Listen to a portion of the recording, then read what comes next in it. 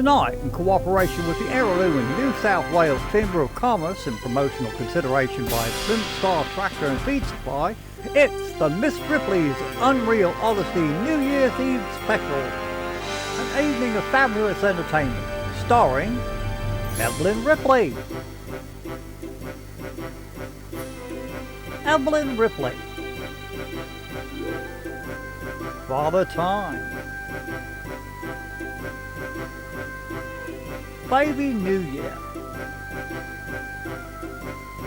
With special guests Theodore Wales and the Heirloom Titans, the magic of Skip Dingle, Peppercorn the Clown, and much, much more. And now, the star of our show, the one and only Evelyn Ripley.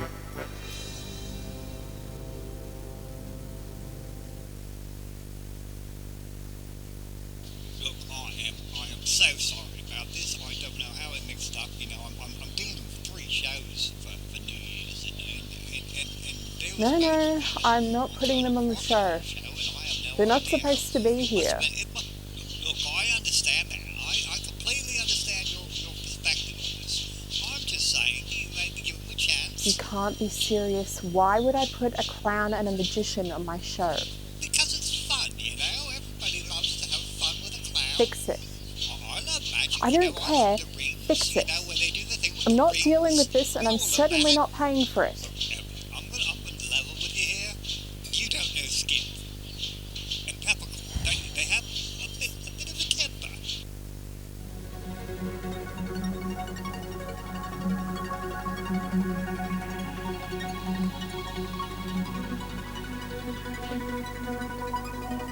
During our time together, we have attempted to understand the monumental achievement which is the Corpus Aristotelicum, or the works of Aristotle, to you and me. And in the season which marks oh so many endings and beginnings, it would be remiss of me not to conclude with a review of what we have learnt. If Aristotle had any particular thoughts on this time of year, we have not inherited them. However, perhaps we can reconstruct what he might have thought. Shall we?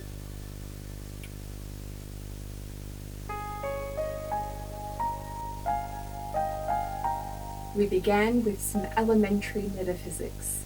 The 4 causes: material, formal, efficient, and final. It is through these principles that we may understand reality, irrespective of, but in by no means opposition to, the sciences. Our reality consists of matter-form composites, brought about either unconsciously or consciously, which are inherently directed towards certain ends.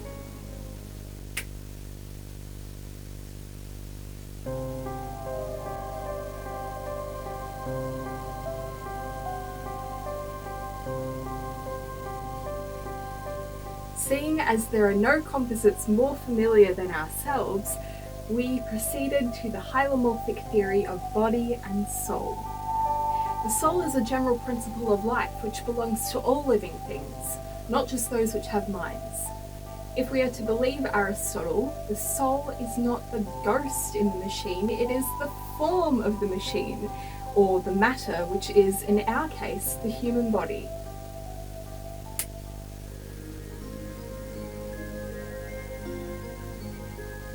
There follows the hierarchy of souls: nutritive, sensitive, and rational. Human beings alone belong to this last category, as only they can engage in abstraction or rational thought. They are directed to this end for one key purpose, what Aristotle terms eudaimonia, flourishing.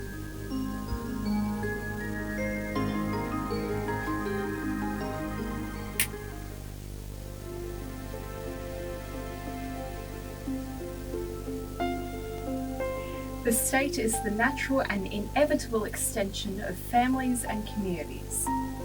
Although different forms of states will aim at different ends, the very best kind of state will aim for the flourishing of its citizens. In fact, it is only through the state that human beings have the potential to reach true excellence. So what can we take away from all of this? That human beings have a capacity for change and self-development which is unrivaled in the animal kingdom. So long as our rational faculties are unimpaired, there remains the possibility of change. So no matter where or when we meet, whether in 1975, 1895, or perhaps 20, there is always possibility and hope. But how we go about such change is another question entirely, one we cannot hope to answer in the time we have remaining. Speaking of time, I wonder how Father Time and Baby New Year are going.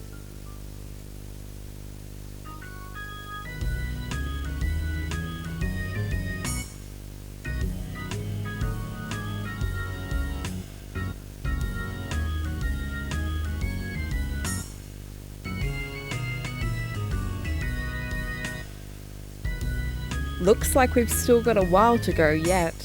Let's move on to our next segment. Look at it, I know you've heard of that term, the show must go on. With Skip and Peppercorn, it's not so much that it must go on, more that if it doesn't go on, we're going to break your kneecaps. I said no. Well, how about the philosophy of making people laugh? There you go, there, you can do that. Absolutely not. You know, Evelyn, I don't think you're really looking at the benefits here. This could bring a lot of taste to what you're doing. A magician and a clown? That's something you would see on a kids' show. Now that's true, but maybe you want to, appeal to a younger audience, maybe not everything has to be highbrow, Well, where's Dr. Jones? He was meant to be here half an hour ago. Dr. Jones is over at Colonel Crocodile's right now. What do you mean he's at Colonel Crocodile's? How did he get there? That's the whole mix-up. Now look, I'll tell Skip and Peppercorn what you said, but they're not going to be happy. And by the way, I hope you still have a studio in the morning.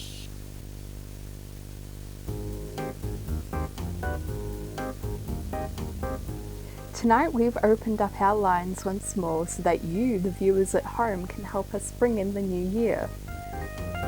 Well, I think we're ready for our first caller.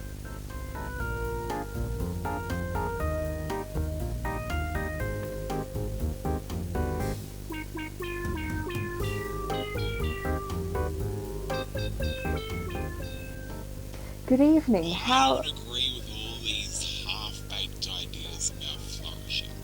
At the end of the day, all you can do is pursue what pleases you best.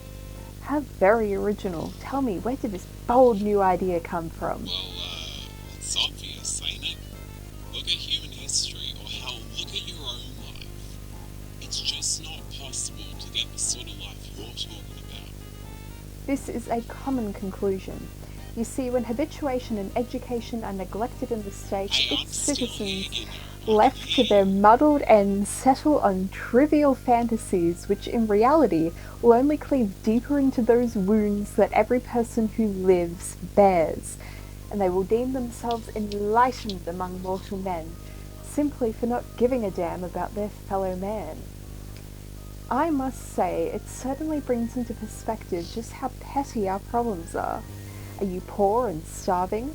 There's a delightful range of vacuous media just for you to consume. Are you sickly and destitute? So's the rest of society. Might as well take advantage of it while you still can.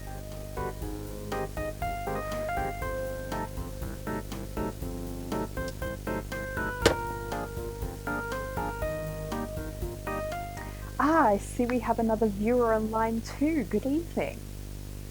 Good evening, Evelyn. With whom am I speaking, please?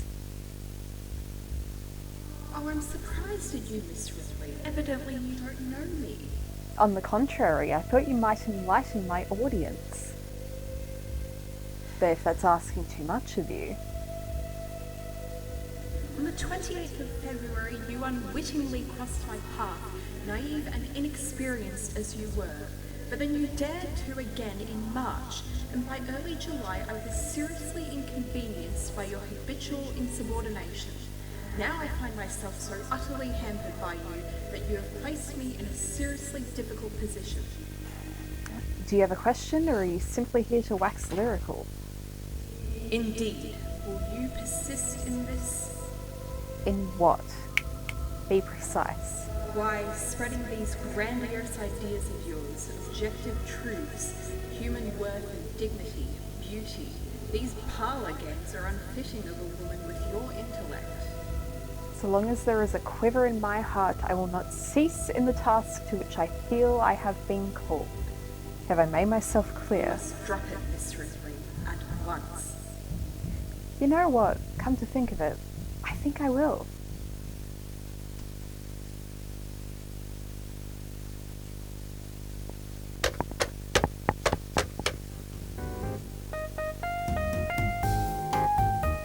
I think we have time for one last... how's it going, you bloody legend?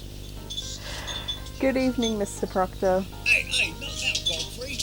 Why don't you settle down for the good doctor? It's a New Year's special, you know. Oh, truth.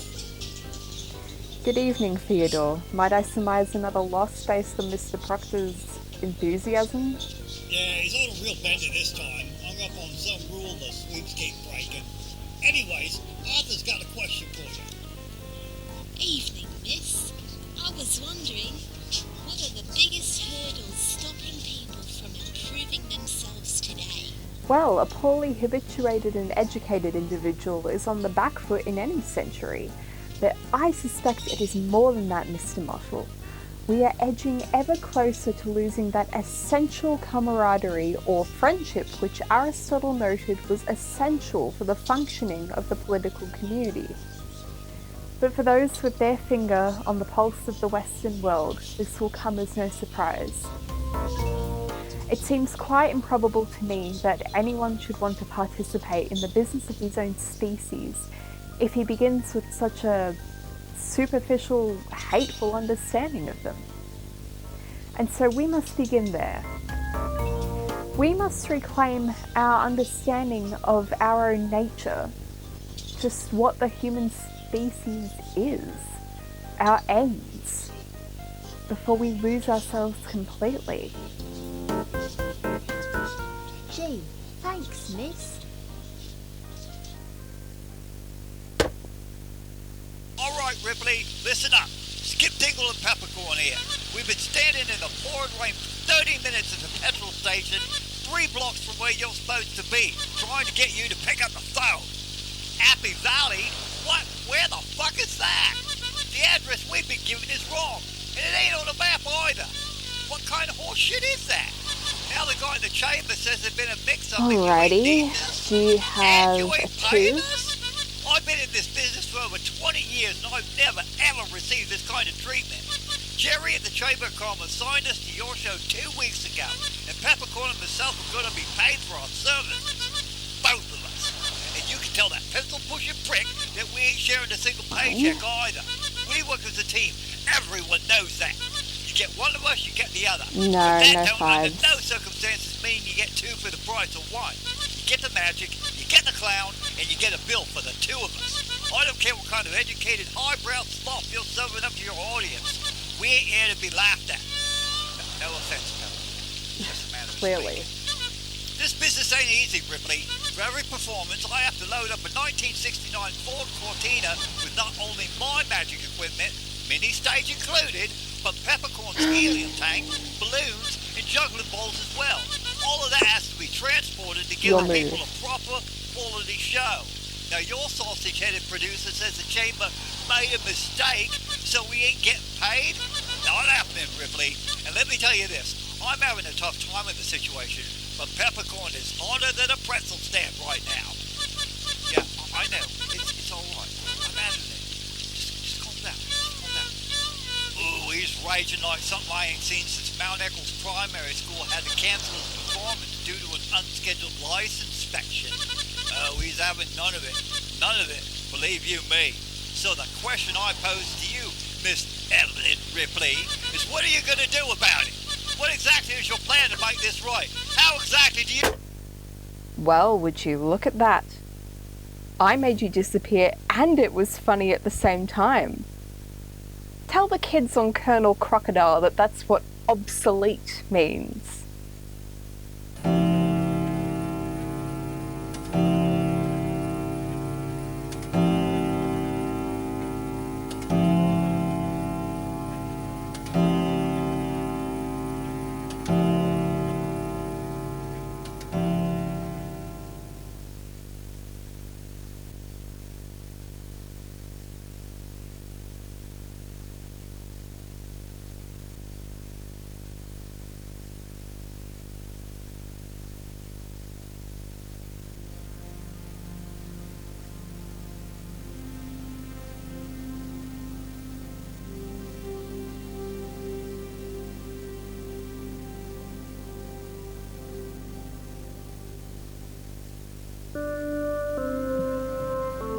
It has been a great honour and a joy of mine to have spent this time with you. From all of us here at the Happy Valley Institute, we'd like to wish you a very Happy New Year. Here's to 1975.